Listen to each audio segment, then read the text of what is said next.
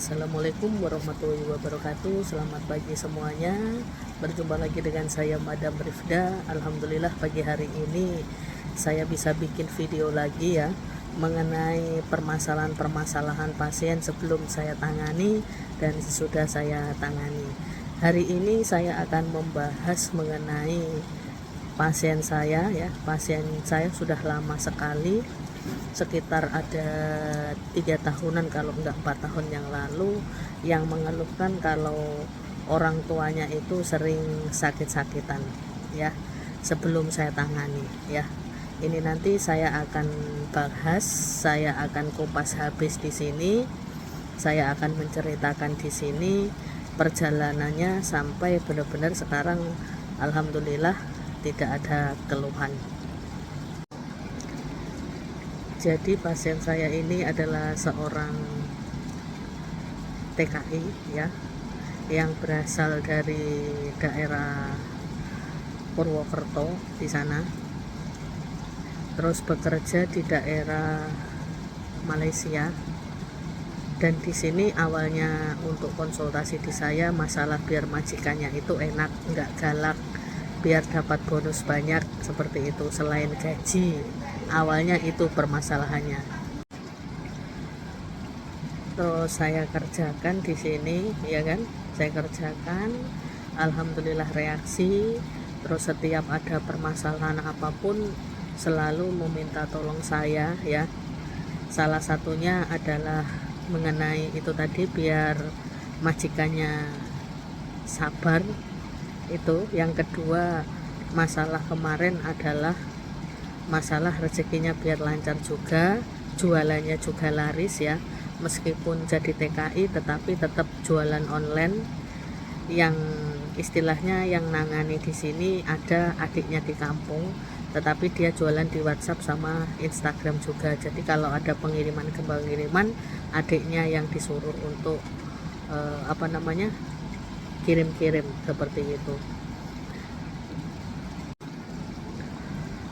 Semuanya yang saya tangani lancar semuanya. Masalah-masalah yang dihadapi pasien-pasien saya alhamdulillah semuanya terrealisasi, semuanya reaksi di situ ya kan. Terus sekitar setahun yang lalu meminta tolong anaknya juga biar rajin belajar ya kan, biar nanti enak untuk kedepannya mau kuliah nerusin di mana seperti itu. Alhamdulillah juga reaksi di situ ya kan. Terus pasien saya ini mengeluhkan sekitar 2 tahun yang lalu ya kan, kalau orang tuanya ini bekerja di pasar, kedua orang tuanya bapak dan ibunya ya kan, sering sakit-sakitan madam.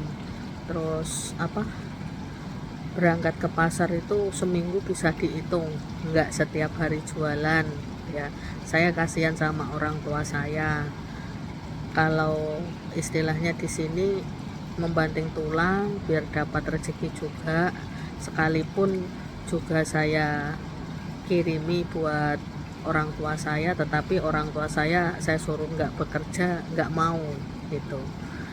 Kalau berdiam diri nggak bisa katanya. Jadi ya sudahlah, yang penting tetap saya kirimi, kalau mau bekerja ya biarkan saja buat hiburan mereka seperti itu. Saya minta tolong madam biar di sini kesehatannya semakin sehat, nggak ada keluhan-keluhan, karena 2 tahun terakhir itu posisinya gampang sakit-sakitan, apalagi ada vertigo di situ. Untuk kedua orang tua saya minta tolong bantuan madam supaya sehat selalu, terus rezekinya kedua orang tua saya lancar, dagangannya laris di pasar seperti itu.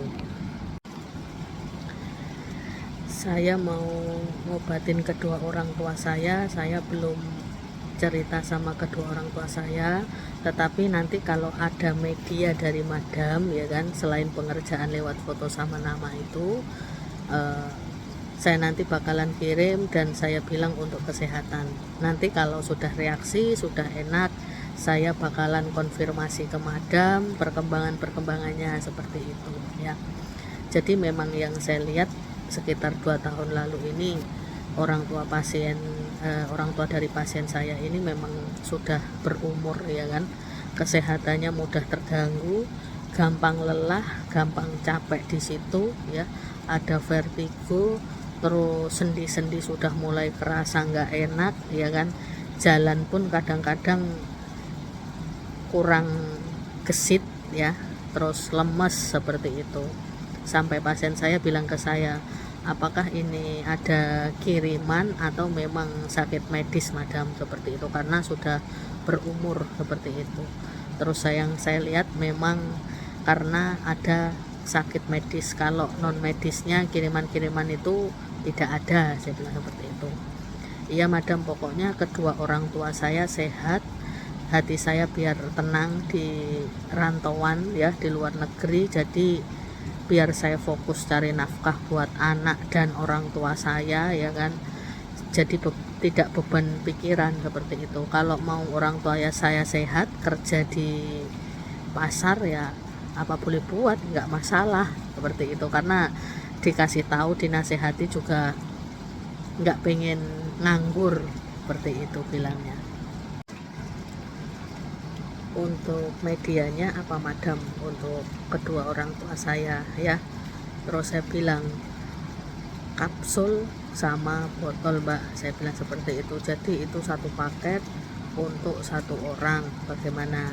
Iya madam, sudah, pokoknya yang terbaik biar orang tua saya sehat selalu, panjang umurnya, seperti itu. Saya minta doanya ke madam ya kan, pengerjaan madam dari dulu sampai sekarang saya nggak pernah kecewa seperti itu. Alhamdulillah kalau dipercaya pasien-pasien saya ya kan. Ini pasien saya sudah lama sekali memang langganan, terus kalau setiap ada masalah selalu cerita ke saya bagaimana untuk solusinya seperti itu. Jadi memang saya lihat untuk kondisi kedua orang tuanya juga waktu yang sebelum saya tangani cukup memprihatinkan ya kan, istilahnya untuk makan semuanya tercukupi ya kan, uang juga tercukupi, cuman kesehatannya kok di sini ada kekurangan, istilahnya seperti itu. Yang sangat menyiksa itu karena juga ada vertigonya madam, saya khawatir seperti itu, apalagi kondisinya sudah mulai lemah. Ya mbak, nanti saya tangani semua biar vertigonya kedua orang tuanya mbaknya juga istilahnya di sini sembuh dan tidak kumat-kumat lagi. Karena vertigo ini kalau biasanya ya kan itu sering kumat ya, sering terjadi, entah istilahnya sebulan berapa kali atau berapa bulan berapa kali seperti itu ya. Jadi memang vertigo ini sangat menyiksa ya kan, dan waktu vertigo sampai benar-benar sudah mulai sembuh ini agak lama kan seperti itu. Apalagi kalau orang tua yang sudah umurnya di atas 55 tahun, 60 tahun ke atas ya kan, di sini yang sangat berbahaya, takutnya pas jalan terus vertigonya kumat ya kan, itu juga bahaya ya kan. Ibarat misal pas di kamar mandi tahu-tahu vertigo kan juga bahaya seperti itu. Apalagi kalau sudah berumur ya kan, vertigo ini penyebabnya karena yang utama adalah cemas dan stres ya kan. Kalau sudah cemas, mikirin kok badan semakin hari semakin menurun kualitasnya di sini, tenaganya itu jadi beban pikiran di situ. Akibatnya bisa juga stres atau memikirkan sesuatu hal yang nggak perlu dipikirkan ya kan, istilahnya karena ada masalah di keluarganya atau tekanan-tekanan bagaimana seperti itu. Jadi di sini jangan disepelekan ya masalah dari vertigo ini seperti itu. Kalau istilahnya kumat ya sudah, mending rebahan, tiduran, diistirahatkan dulu ya kan, hati dan pikirannya ditenangin dulu ya kan, nggak usah mikir yang aneh-aneh karena dampaknya juga sangat luar biasa. sering kumat juga sangat bahaya ya kan, karena ada penekanan-penekanan khusus di situ. Jadi vertigo ini bisa yang dirasakan itu dadanya sesak ya, jantungnya itu berdebar ya kan, terus rasanya mau mual, mau muntah, apalagi kalau kita berada di lingkungan yang rame ya, di situ pas misalkan di jalan atau di kantor seperti itu semakin kayak ada tekanan-tekanan khusus ya kan, dari masalah di dada sama di bagian antara area kepala sampai ke telinga ini. Rasanya memang sangat luar biasa, dan itu menyebabkan ada perputaran ya kan, seperti itu. Terus saya obati ya kan, setelah beberapa hari saya obati, pasien saya juga ngabari ya kan, sudah mulai ada perkembangan, pelan-pelan sedikit demi sedikit madam, baru merasakan enak ya kan. Terus orang tua saya mulai pergi ke pasar lagi, badannya katanya sudah enteng, baru itu madam saya cerita. Dan ini yang saya proses penyembuhan, antara dari awal ya saya tangani sampai benar-benar sembuh, sampai sekarang sudah rutin pergi ke pasar ya kan, semakin sehat badannya beliau ini, sekitar antara 3 minggu sampai 40 hari ya. Ini yang saya lihat sudah membaik ya, 2 tahun yang lalu sekitar itu. Terus pasien saya juga wah bersyukur madam, kenal madam, sampai pada akhirnya benar-benar sembuh, sekarang sudah sregep ya kan. Terus yang tahun ini sekitar 2 bulan yang lalu, kalau enggak 3 bulan yang lalu, mengeluhkan kalau si Pak Leknya ini ya kan, itu kena sakit, dan apakah penyakit ini medis atau non medis. Madam coba lihat dan saya minta kesembuhannya seperti itu ya. Nanti bakalan saya ceritakan di video saya ini, cuma nanti dulu karena ini masih proses tahap penyembuhan dari saya ya, seperti itu. Jadi alhamdulillah kemarin juga ngabari pasien saya memang beberapa tahun yang lalu madam itu minta bantuan madam, orang tua saya keluhannya seperti ini ya, pasien saya ingat, terus disampaikan ke saya. Terus alhamdulillah ya mbak, sekarang semakin sehat. Iya madam, semakin sehat dan bergas gitu loh, sudah kayak tenaganya itu sudah mulai kembali pulih, semangatnya orang tua saya, terus hidupnya ya udah dinikmati seperti itu, karena tidak ada sakit yang parah kayak dulu, keluhan-keluhannya sudah tidak ada. Paling istilahnya flu, batuk, itu aja sih. Kalau untuk masalah yang berat-berat kayak vertigo, terus sendi-sendi, pundak berat, kayak istilahnya bagian perut atau mah, itu sudah nggak ada lah istilahnya di sini, sudah sembuh seperti itu. Makanya pasien saya kembali lagi ke saya minta bantuan untuk pertolongan Pak Leknya ini, seperti itu ya.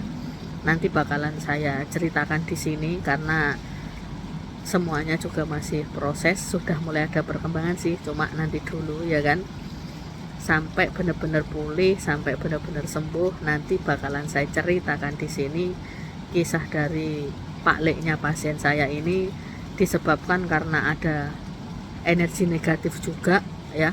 Yang ini negatif juga, yang tadi orang tuanya memang medis, ini ada energi negatif sama adanya penyakit medis itu tadi ya. Nanti bakalan saya ceritakan di situ. Yang penting sudah mulai membaik, gimana prosesnya penyembuhan saya di situ ya kan. Ini benar-benar ekstrim, sangat luar biasa energi kirimannya juga ya. Nanti bakalan saya ceritakan di situ. Makanya itu kalau kita sekiranya capek menikmati kehidupan di dunia ini ya kan, merasa lelah, merasa capek, merasa kayak bosan ya kan, mending healing dulu ya, mending jalan-jalan dulu ya kan, jangan memikirkan yang berat-berat ya kan, paling butuh paling enggak sehari lah buat istirahat ya kan, biar tidak ada beban pikiran yang menumpuk, takutnya itu nanti juga menumbuhkan vertigo ya kan, kecemasan, jantung berdebar seperti itu, terus itu nanti juga sangat berbahaya ya kan. Makanya jangan terlalu memforsir tenaga dan pikiran, karena semua juga butuh istirahat, butuh leren sejenak ya kan, apalagi paling enggak 1-3 hari lah sudah cukup. Misalkan kerja di kantoran pengen cuti dulu, misalkan 1-3 hari, tidak istilahnya di sini biar pikiran juga enak, tidak beban ya kan, karena kerjaan-kerjaan kantor. Kalau yang punya usaha biar usahanya laris, mikir ke depannya gimana, nggak ada jadwal untuk libur setiap hari masuk, kasarannya kan seperti itu. Kalau pengusaha mikir setiap hari bagaimana perkembangannya nanti usahanya ke depan, caranya biar maju kan seperti itu. Cuman di sini juga kita harus tahu dalam arti tahu waktu ya kan, karena badan juga butuh istirahat, karena pikiran juga butuh tenang ya kan. Kalau kita pikiran nggak tenang, ada tekanan-tekanan dari luar juga sangat berbahaya ya kan. Mending jauhi orang-orang toksik ya kan, itu yang paling penting, karena penyebabnya bisa jadi orang-orang di sekitar kita yang toksik menjadi kita jadi pikiran menjadi ngendeng istilahnya di sini, menjadi mikir berat, apa bener ya sing tak lakoni, omongane kae seperti itu ya. Boleh kita mendengarkan perkataan orang, tetapi harus disaring dulu. Kalau sekiranya mengandung toksik itu tadi, ya sudah, nggak usah dihiraukan. Makanya itu mending kita jauhi orang-orang toksik, biar pikiran kita, mental kita, dan hati kita juga tenang ya. Karena hidup ini kita, diri kita sendiri juga harus sehat, mental kita harus sehat ya kan, itu yang paling penting ya. Sekian cuplikan cerita video ya, cerita dari pasien saya sebelum saya tangani dan sesudah saya tangani ya. Nanti bakalan saya buat video-video lagi besok yang akan saya bahas ya. Jangan lupa bersyukur, jangan lupa tersenyum ya. Selamat beraktivitas, selamat pagi. Assalamualaikum warahmatullahi wabarakatuh. Salam mesem guyu nglewe dari Madam Rifda.